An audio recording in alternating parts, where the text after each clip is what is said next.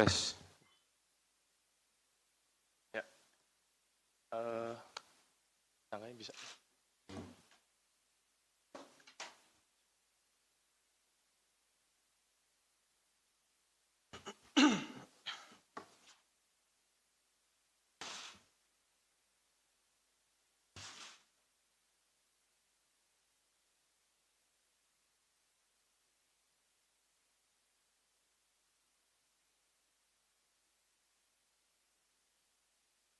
Sudah?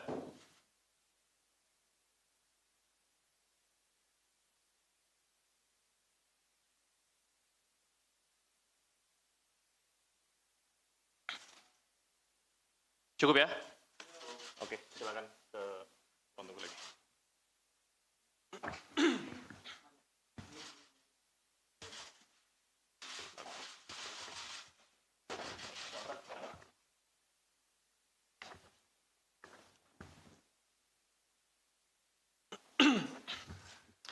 Baik, Bismillahirrahmanirrahim. Assalamualaikum warahmatullahi wabarakatuh. Waalaikumsalam warahmatullahi wabarakatuh. Yang kami hormati Bapak Ketua KPK Bapak Setio Budianto, Bapak Direktur Penyidikan Bapak Asep Guntur Rahayu, rekan-rekan jurnalis yang telah hadir di ruangan konferensi pers Gedung Merah Putih Komisi Pemberantasan Korupsi. Pada hari ini, tanggal 16 Maret tahun 2025, KPK akan menyampaikan rilis terkait kegiatan tangkap tangan KPK di Kabupaten Ogan Komering Ulu, Provinsi Sumatera Selatan. Untuk lengkapnya akan disampaikan oleh Bapak Ketua, waktu dan tempat kami persilakan. Baik, terima kasih Pak Tesa, yang saya hormati juga Direktur Penyidikan Pak Asep Guntur. Yang saya hormati seluruh wartawan, rekan-rekan jurnalis dan reporter media yang hari ini hadir di Komisi Pemberantasan Korupsi. Sore ini saya akan menyampaikan rilis kegiatan penyelidikan tertutup atau yang lazim disebut dengan tangkap tangan di Kabupaten Ogan Komering Ulu, Provinsi Sumatera Selatan. Detailnya adalah sebagai berikut, bahwa sejak beberapa waktu yang lalu, bahwa KPK khususnya di Kedeputian Penindakan dan di backup dengan kedeputian lainnya, telah melakukan kegiatan penyelidikan tertutup, atau sekali lagi lazim disebut dengan tertangkap tangan. Adapun konstruksi perkara dan kronologi kegiatan penyelidikan tertutup yang membuahkan hasil kepada penangkapan terhadap beberapa orang adalah sebagai berikut. Pada bulan Januari 2025, dilakukan pembahasan RAPBD OKU tahun anggaran 2025 agar RAPBD tahun anggaran 2025 dapat disahkan. Beberapa perwakilan DPRD menemui pihak pemerintah daerah. Kemudian pada pembahasan tersebut, perwakilan dari DPRD meminta jatah pokir seperti yang diduga sudah dilakukan, kemudian disepakati bahwa jatah pokir tersebut diubah menjadi proyek fisik di Dinas Pekerjaan Umum dan Perumahan sebesar 40 miliar rupiah dengan pembagian nilai proyek sebagai berikut. Jadi ini adalah perubahan untuk bisa merubah RAPBD yang ada di Kabupaten Oku. Untuk ketua dan wakil ketua, nilai proyeknya disepakati adalah 5 miliar, sedangkan untuk anggota itu adalah 1 miliar. Nilai ini kemudian turun menjadi 35 miliar. Hal ini disebabkan karena keterbatasan anggaran, tapi untuk fee-nya tetap disepakati sebesar 20% jatah bagi anggota DPRD, sehingga total fee-nya adalah sebesar 7 miliar rupiah. Nah, saat APBD tahun anggaran 2025 disetujui, anggaran Dinas PUPR naik dari pembahasan awal 48 miliar rupiah menjadi 96 miliar rupiah. Jadi signifikan karena ada kesepakatan, ya, maka yang awalnya 48 bisa berubah menjadi 2 kali lipat. Kemudian saya lanjutkan lagi. Saat itu Saudara Nop yang merupakan pejabat Kepala Dinas PUPR menawarkan 9 proyek tersebut kepada Saudara MFZ dan Saudara ASS dengan komitmen fee sebesar 22%, yaitu 2% untuk Dinas PUPR dan 20% untuk DPRD. Nop kemudian mengkondisikan pihak swasta yang mengerjakan dan PPK untuk menggunakan beberapa perusahaan atau CV yang ada di Lampung Tengah. Kemudian penyedia dan PPK melakukan penandatanganan kontrak di Lampung Tengah. Ada beberapa nama perusahaan, ya, antara lain termasuk juga kegiatannya. Yang pertama untuk rehabilitasi rumah dinas bupati, lebih kurang sekitar 8,3 M dengan penyedia JVRF. Kemudian yang kedua, rehabilitasi rumah dinas wakil bupati, lebih kurang biayanya adalah 2,4 dengan penyedia JVRE. Kemudian yang ketiga, pembangunan kantor dinas PUPR Kabupaten Oku senilai 9,8 miliar dengan penyedia JVDSA. Kemudian yang keempat, pembangunan jembatan di Desa Guna Makmur senilai 983 juta rupiah dengan penyedia JVGR. Yang kelima, peningkatan jalan poros Desa Tanjung Manggus, Desa Bandar Agung senilai 4,9 dengan penyedia JVDSA. Yang keenam, peningkatan jalan desa Panai Makmur, Guna Makmur senilai 4,9 dengan penyedia JVACN. Kemudian yang ketujuh, peningkatan jalan unit 16 Kedaton Timur senilai 4,9 miliar dengan penyedia JVMDR Corporation. 8, peningkatan jalan Letnan Muda MCD Junet sebesar 4,8 miliar dengan penyedia JVBH. Dan yang ke-9, peningkatan jalan desa Makartitama sebesar 3,9 dengan penyedia JVMDR. Ini semua dilakukan oleh Nop dengan PPK, mereka langsung berangkat ke wilayah Lampung, Provinsi Lampung, Kabupaten Lampung Tengah, dan berkoordinasi dengan para pihak. Jadi pinjam nama, pinjam bendera. Tetapi yang mengerjakan adalah Saudara MFZ dengan ASS.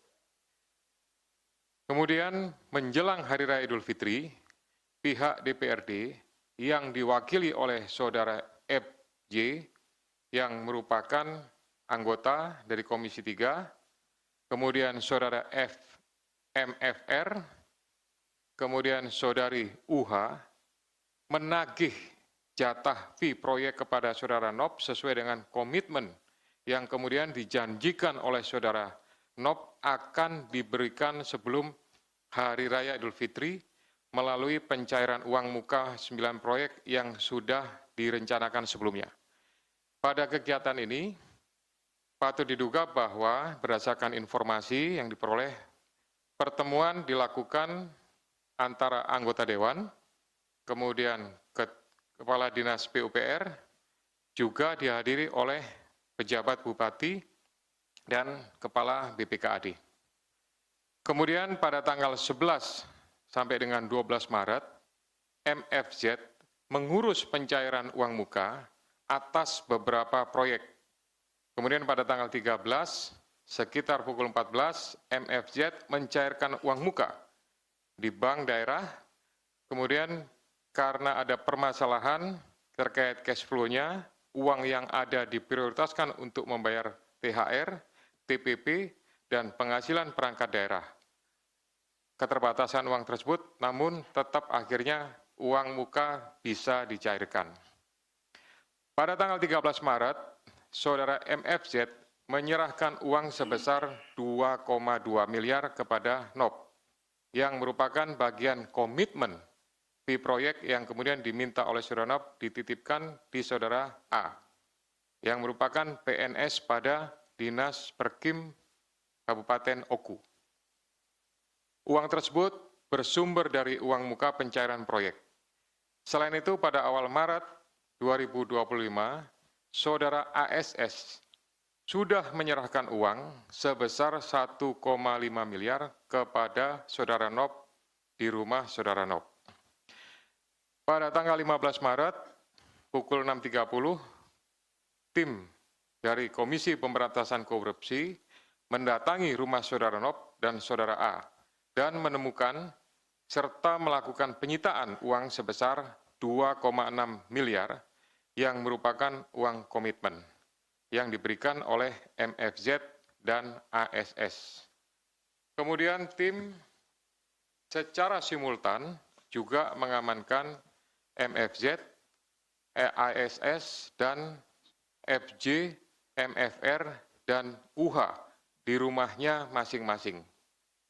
Selain itu, tim juga mengamankan pihak lainnya yaitu saudara A dan saudara S. Dalam kegiatan tersebut, tim juga mengamankan barang bukti berupa 1 unit kendaraan roda 4 merek Toyota Fortuner BG 1851 ID, kemudian dokumen, beberapa alat komunikasi, serta barang bukti elektronik lainnya. Jadi untuk uang yang 1,5 yang sudah diserahkan di awal, itu sebagian digunakan untuk kepentingan NOP, sebagian masih ada, dan sebagian sudah digunakan untuk pembelian 1 unit mobil merek Toyota Fortuner. Kemudian para pihak dimintai keterangan di Polres Batu Raja Oku dan Polda Sumatera Selatan, kemudian tadi pagi sudah berangkat dan sudah tiba di Gedung Merah Putih KPK. Tadi malam atau tadi pagi sudah dilakukan proses ekspos perkara yang dihadiri oleh pimpinan, kemudian Kedeputian Penindakan.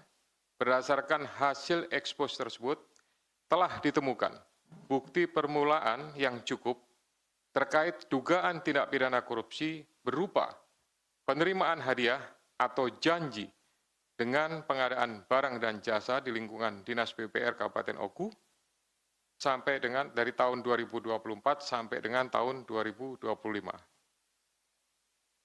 Selanjutnya, semua sepakat untuk dinaikkan ke tahap penyidikan dan menetapkan status tersangka terhadap FJ, anggota DPRD Kabupaten Oku, bersama-sama dengan MFR, kemudian UM, dan NOP selaku Kepala Dinas PUPR Kabupaten Oku, yang diduga melanggar pasal 12 huruf A atau pasal 12 huruf B dan pasal 12 huruf F dan pasal 12 huruf B besar Undang-Undang Nomor 31 Tahun 1999 tentang pemberantasan tindak pidana korupsi sebagaimana telah diubah dengan Undang-Undang Nomor 20 Tahun 2001 tentang perubahan atas Undang-Undang Nomor 31 Tahun 1999 tentang pemberantasan tindak pidana korupsi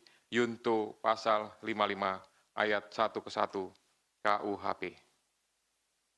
Kemudian untuk MFZ dan ASS selaku pihak swasta diduga melanggar Pasal 5 Ayat 1 huruf A atau Pasal 5 Ayat 1 huruf B Undang-Undang Nomor 31 Tahun 1999 tentang pemberantasan tindak pidana korupsi sebagaimana telah diubah dengan Undang-Undang Nomor 20 Tahun 2001 tentang perubahan atas Undang-Undang Nomor 31 Tahun 1999 tentang pemberantasan tindak pidana korupsi. Jadi ada 2 klaster, ada pihak penerima dan ada pihak pemberi.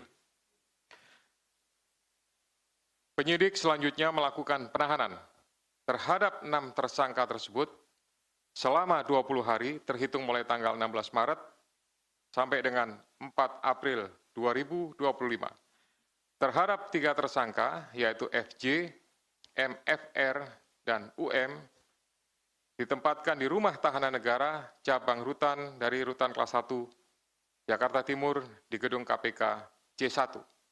Sedangkan tersangka NOP, MFZ, dan ASS ditempatkan di Rumah Tahanan Negara Cabang Rutan dari Rutan Kelas 1 Jakarta Timur, Cabang Rumah Tahanan Komisi Pemberantasan Korupsi Jalan Kuningan Persada, Kafling 4, Jakarta Selatan. Selanjutnya, dalam kesempatan ini, Komisi Pemberantasan Korupsi ingin menyampaikan ucapan terima kasih atas seluruh dukungan dari masyarakat yang ada di Kabupaten Oku, termasuk juga yang ada di Provinsi Sumatera Selatan, termasuk juga dukungan dan bantuan dari Polda Sumatera Selatan dan Polres Batu Raja, Oku. Kemudian saya juga ingin mengingatkan kepada seluruh kepala daerah, kepada seluruh anggota legislatif yang masa jabatannya masih baru, yang baru dilantik juga beberapa waktu yang lalu. Ini merupakan, menurut saya adalah hal yang harusnya menjadi perhatian bagi para pejabat eksekutif dan legislatif semuanya untuk tidak melakukan praktek-praktek penyalahgunaan kekuasaan dan kewenangan ya untuk kepentingan pribadi yang tentunya berdampak kepada aspek penegakan hukum ya seperti yang dialami oleh NOP dan kawan-kawan ini. Kami berharap bahwa seluruh kepala daerah kemudian anggota legislatif ya tetap menjaga integritasnya, tidak memanfaatkan kepentingan dengan melakukan perubahan-perubahan APBD dengan memasukkan pokir yang akhirnya menurunkan ya kredibilitas daripada pemerintah daerah itu sendiri. Sekian yang dapat saya sampaikan, saya kembalikan kepada juru bicara. Terima kasih. Baik, terima kasih. Untuk penyidik bisa.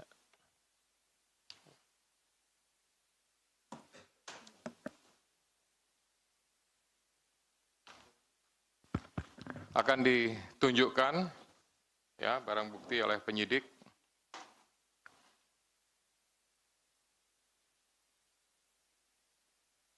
Ya, jadi barang buktinya sebagaimana pada saat dilakukan penyitaan ini adalah tas yang digunakan oleh para tersangka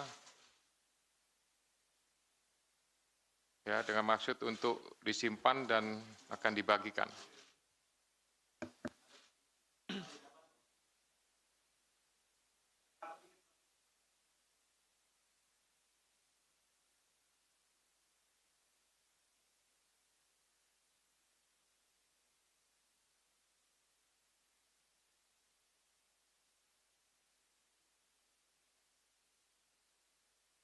Keluarin aja. Disusun aja.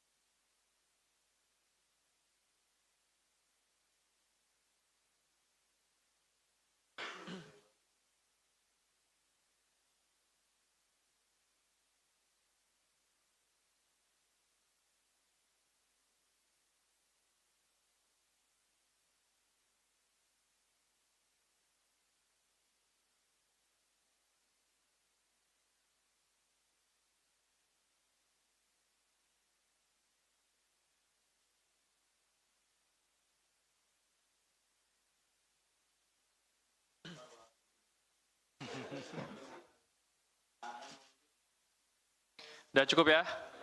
Oke. Siap.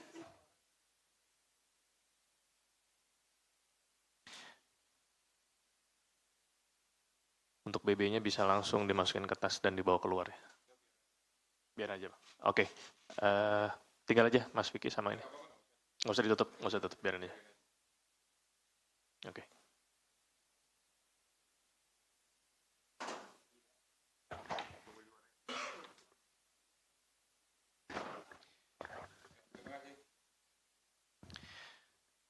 Baik rekan-rekan sekalian, sekarang kita berikan kesempatan untuk yang ingin bertanya terkait perkara yang baru saja disampaikan penjelasan oleh Bapak Ketua. Silakan Mas Rian.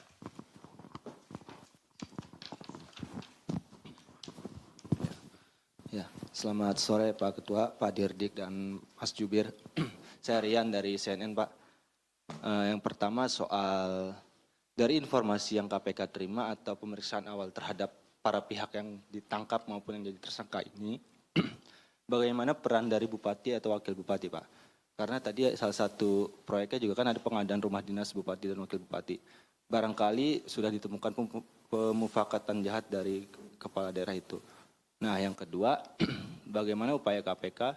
Ini kan proyek yang belum dilaksanakan ya, karena proyek yang belum dilaksanakan dan otomatis dengan kasus ini terganggu lah ya. Bagaimana intervensi KPK dalam bentuk pencegahan atau karena anggaran Pemda itu kan goncang juga lah dengan ada efisiensi ini.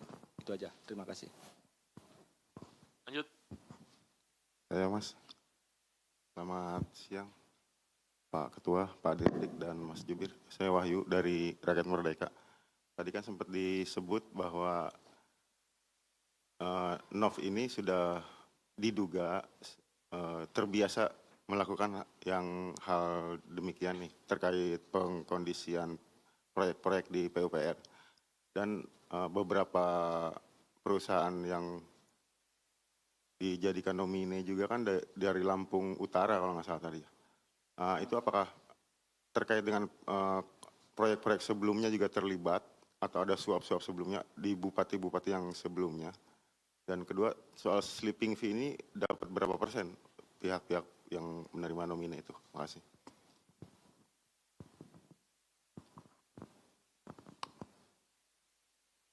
Lanjut.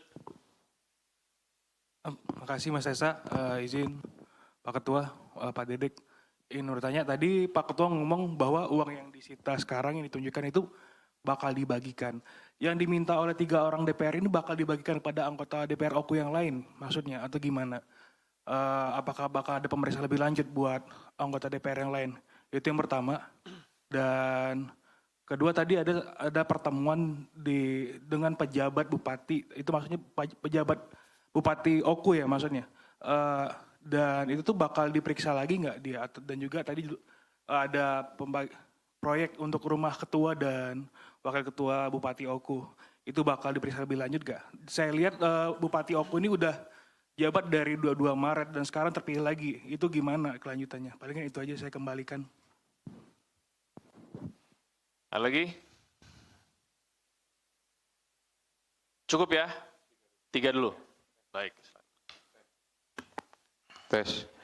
Baik, terima kasih pertanyaan yang sudah disampaikan ke kami. Ya, jadi yang pertama memang kami sedang melakukan investigasi lebih mendalam lagi dari penanganan perkara yang saat ini terhadap 6 tersangka itu nanti akan kami lakukan investigasi lebih dalam terhadap pihak-pihak yang terindikasi ya terlibat gitu. Sebagaimana tadi saya sebutkan bahwa pencairan uang muka itu ada keterlibatan ya dari beberapa pihak untuk bisa terjadinya proses pencairan. Nah, ini nanti akan didalami oleh penyidik ya. Termasuk juga kemungkinan adalah pejabat yang sebelumnya akan kami dalami. Kemudian terhadap beberapa perusahaan yang berasal dari Lampung Tengah, ya, Ini nanti juga akan ditelusuri karena akan dilakukan pemanggilan ya dan pemeriksaan ya secepatnya untuk bisa mengungkap yaitu berapa yang mereka dapatkan ya dengan pinjam nama atau pinjam bendera. Ya, jadi para pihak ini berdasarkan kesepakatan hasil ekspos yang sudah dilakukan akan segera dilakukan pemanggilan dalam waktu dekat. Gitu. Kemudian terkait proyek yang 9 tadi, kelanjutannya akan seperti apa? Ya, pastinya nanti akan ditindaklanjuti ya dengan pemerintah daerah ya. Kalau memang sekiranya harus status quo ya nanti kita status quo kan. Tapi kalau memang harus dilanjutkan karena untuk kepentingan orang banyak pemanfaatnya dari 9 ini kan ada yang untuk jalan, ada untuk jembatan. Nah, itu saya yakin kepentingannya sudah dipikirkan untuk kepentingan masyarakat banyak. Ya, tapi yang mungkin hanya untuk renovasi rumah pejabat, nah itu bisa dikesampingkan sambil menunggu proses penanganan perkaranya selesai. Baik, tambahan Pak Direktur Penyidikan, silakan untuk melengkapi apa yang sudah saya sampaikan.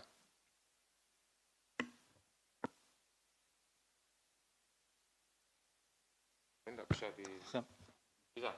Bisa. Terima kasih Bapak Ketua.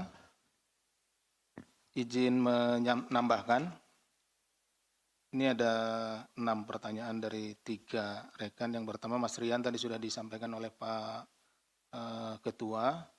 Kemudian juga menambahkan terkait dengan proyek-proyeknya. Jadi begini rekan-rekan, ini pada saat biddingnya berarti kan tidak benar dilakukan penunjukan langsung dan juga para pemenang itu sudah ditentukan siapa, tadi kan cuma pinjam bendera dan lain-lain. Jadi proses pengadaannya itu sudah salah. Nanti tentunya dari kami dan juga dari pencegahan ini karena prosesnya tidak benar tentunya harus dilakukan bidding ulang dan lain-lainnya. Kemudian juga terkait dengan proyek-proyek yang sebelumnya seperti yang disampaikan oleh Pak Ketua, kita juga ini akan mundur, artinya kita akan terus mendalami proses seperti ini karena memang pokir atau hal-hal seperti yang saat ini di OTT itu juga terjadi sebelumnya. Artinya sebelumnya di tempat lain kita ada juga pokir yang sedang kita tangani di DPRD Jawa Timur. Ini kemiripannya ada gitu, seperti itu. Jadi kita akan coba untuk mendalaminya. Kemudian terkait dengan 3 anggota tadi yang ditanyakan, apakah ini hanya 3 orang anggota DPR saja atau keseluruhan? Nah, pada pertemuan awal tadi disampaikan juga, ini merupakan perwakilan untuk anggota DPR yang lainnya. Kami akan terus mendalami dari anggota DPR yang saat ini ditetapkan sebagai tersangka, seperti apa sebetulnya dari pertemuan tersebut, berapa pembagiannya dan lain-lainnya. Walaupun tadi secara sekilas ini karena kan 1 kali 24 jam kita belum full, ya artinya belum mendapatkan informasi yang lebih banyak. Nah, kemudian nanti kita lihat lagi untuk yang anggota DPR yang lainnya tentunya akan kita minta keterangan. Termasuk juga pertemuan dengan pejabat bupati. Ini ada 2 ya. Ada pejabat bupati karena pada saat sebelum dilantik 2024 itu dijabat, masih pejabat. Nah, kemudian 2025 setelah pelantikan, nah ada bupati definitif. Nah, ini dua-duanya juga tentunya akan kita dalami perannya sehingga terlihat karena dalam penentuan besaran pokir dan lain-lainnya itu tentunya harus ada keputusan seperti tadi juga disampaikan Bapak Ketua dari pejabat tertinggi di kabupaten tersebut. Nah, tadi juga terkait dengan masalah kurangnya anggaran dan lain-lain, tapi kemudian diputuskan oleh pejabat tertinggi di OKU tersebut sehingga untuk pembayarannya bisa didahulukan. Nah, yang demikian itu tentu akan kita perdalam dan tentunya juga kaitannya nanti dengan pejabat yang sebelumnya dan yang lain-lainnya. Ditunggu saja ya. Itu mungkin mohon izin yang bisa kami sampaikan. Terima kasih Bapak Ketua.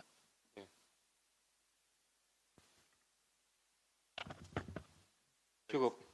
Sudah cukup ya? Baik, kalau sudah cukup saya tambahkan, ya tentu dengan melihat pada permasalahan yang terjadi di Kabupaten Oku ini, ya sungguh ironis. Artinya bahwa di saat pemerintah sedang melakukan efisiensi di berbagai bidang, berbagai sektor, tapi ada konspirasi yang dilakukan antara eksekutif dan legislatif, ya dengan memasukkan pokir, gitu. Tapi pokir ini hanya untuk kepentingan individu saja, untuk kepentingan perorangan dan kelompoknya, ya mengesampingkan kebutuhan dan kepentingan dari masyarakat secara luas.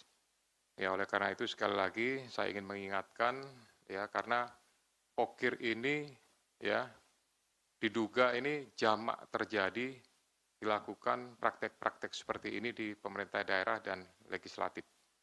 Mudah-mudahan setelah adanya pengungkapan di Oku ini tidak ada lagi permasalahan dan kasus yang sama terjadi di tempat lain. Ini bisa menjadi sebuah pembelajaran, ya, dan bisa menimbulkan efek jera bagi seluruh pihak. Terima kasih. Ya, silakan.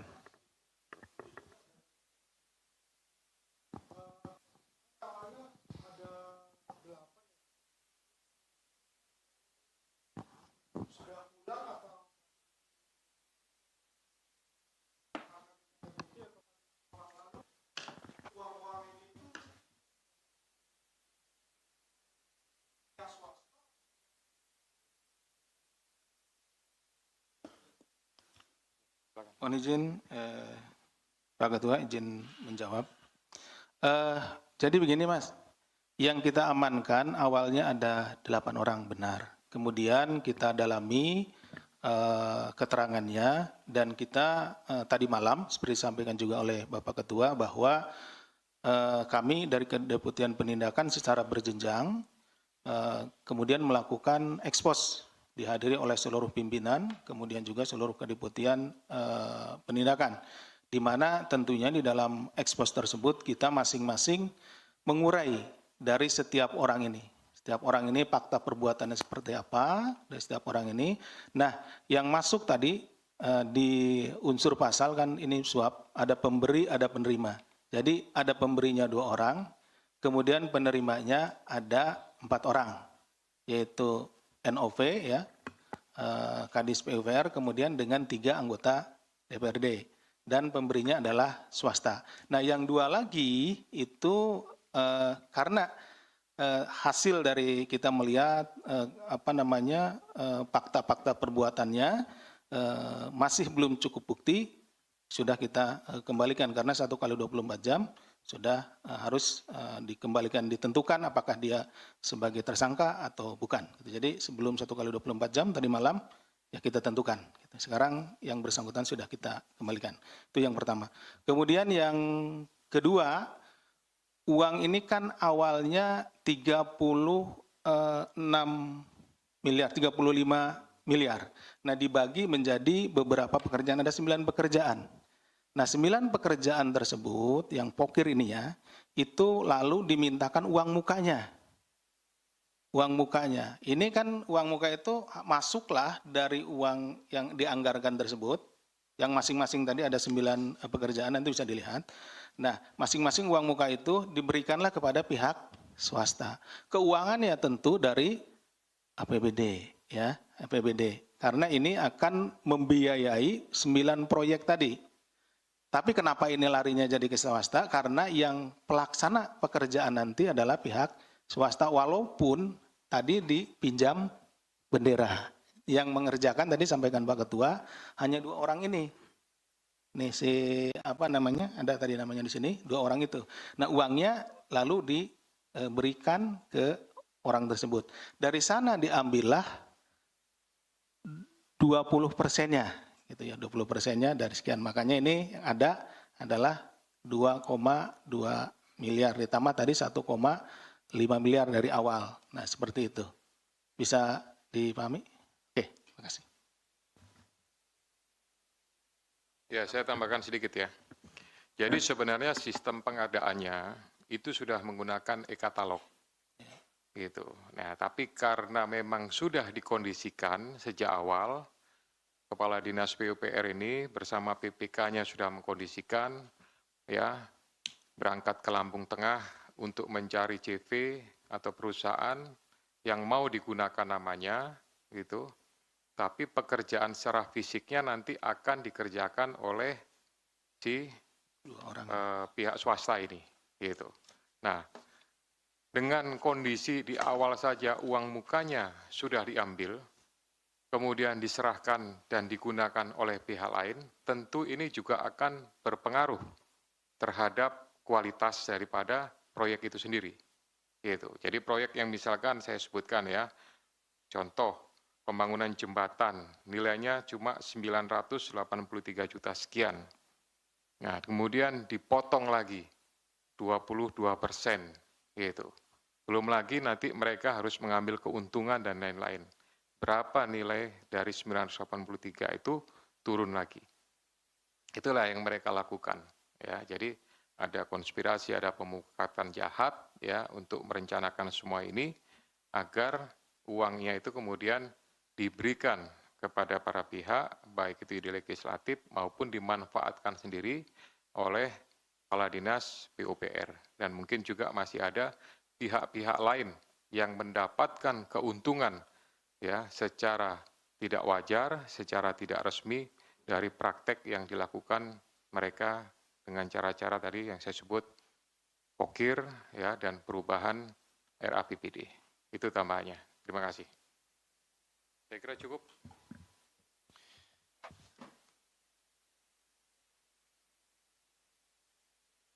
Ya, bolehlah. Satu dua lah ya. Baik, baik rekan-rekan, kita beri mau kasus lagi Kak. Sebentar. Di perkara yang lain. Gimana? Ya, di perkara yang lain. Siap, ini kita tutup dulu. Baik, ini untuk perkara ini kita tutup dulu ya. Kita tutup, kita buka kesempatan bagi rekan-rekan yang ingin bertanya untuk mungkin perkara-perkara yang lain.